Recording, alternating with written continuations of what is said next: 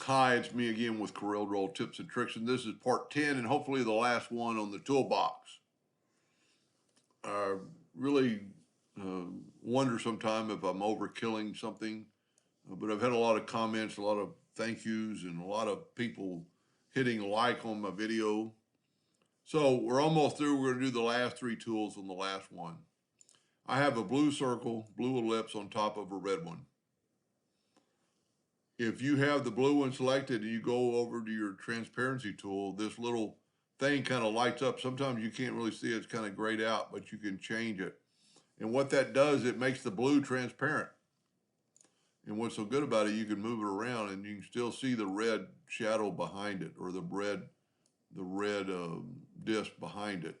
Now, at some point, you're going to go and you're going to go too far, and that center is going to start becoming a different color, because you're actually adding that blue into that color. So that's don't use it a lot, especially for laser engravers. The next thing is the color eyedropper tool and the attribute eyedropper tool. Very important. If you have this red and you want it to be a little bit different, if you will hold down the control button and add a little pink, add a little yellow,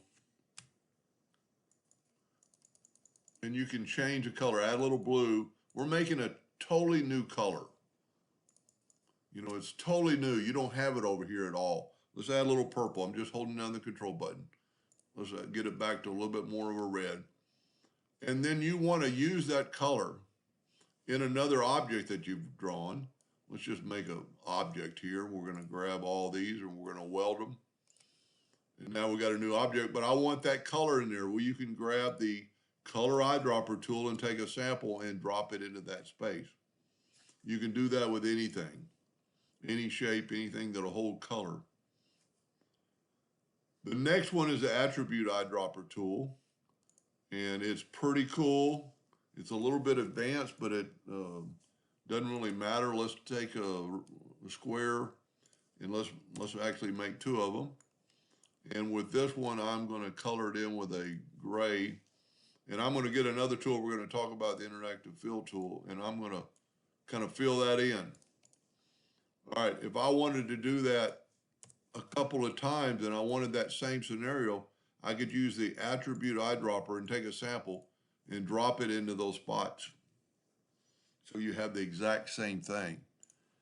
It doesn't matter really what the attribute is. If it's something you've changed that's inside there, I think the attribute eyedropper will change it. Those two tools are really cool. I use them all the time. All right, the next tool in the lineup is I'm going to talk about the Smart Fill tool first. The Smart Fill tool will fill any object with a color of your picking. I'm going to grab Smart Fill tool. Right up here, you can specify, I want to specify black, but I don't want an outline. So I'm going to take the Smart Fill tool, I'm going to fill that in. What the Smart Fill tool basically does is makes a new shape. And now I can left click and right click and I've got a new shape. I can take the Smart Fill tool and fill that in, and now I got a new shape.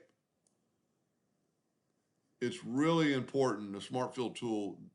I could talk for an hour about the Smart Fill tool and how important it is. It does a lot. And like if we take the virtual segment delete key and delete through here, we've got two objects, correct? Well, I always, when I do the Smart Fill tool and I don't know, I draw a rectangle around in case I get a leak, and I'm going to take the Smart Fill tool and do that. What that did is when I left click, right click now, I have a one object item that is not like this two object item. It sealed my joints. It sealed my nodes together. All right, the last thing, or not the last thing, well, it is the last thing on our tools, is the interactive fill tool. We've already kind of done that. Pretty cool what you can do with it. I'm going to hit P, put that in center page. I'm going to take away the outline, and I'm going to grab the interactive fill tool. I'm going to go from the middle outward, and you can see what you can do, and you can add light, take light away. You can change colors of any of these.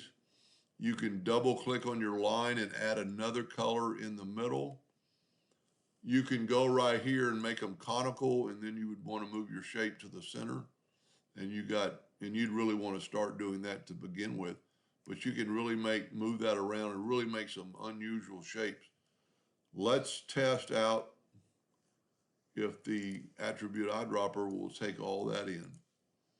Go to the attribute eyedropper, pick that, put it there, look at that. You made a copy. You could not physically probably reproduce that perfectly. I'm not going to talk about the mesh fill. There's a lot to it. I've never used it, so I'm not going to talk about it. The only other thing that I have taken away from my toolbar, I have my pen tool checked off where it's not there. And it's an important tool, but I don't ever use it because you've got it all over. You've got it down here.